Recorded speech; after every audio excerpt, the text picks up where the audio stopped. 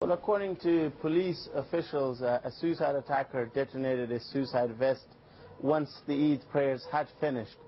The mosque was packed with civilians, tribal elders, but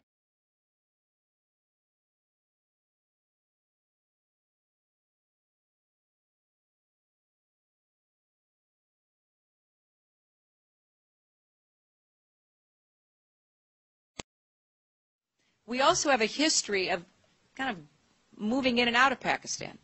I mean, let's remember here, the people we are fighting today, we funded 20 years ago. And we did it because we were locked in this struggle with the Soviet Union. They invaded Afghanistan, and we did not want to see them control Central Asia.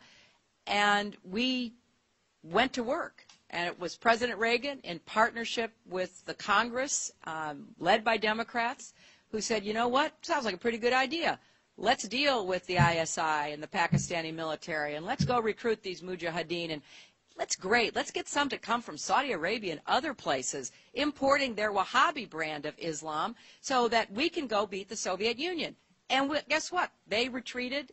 They lost billions of dollars, and it led to the collapse of the Soviet Union. So there's a very strong argument, which is, it wasn't a bad investment to end the Soviet Union, but let's be careful what we sow because we will harvest.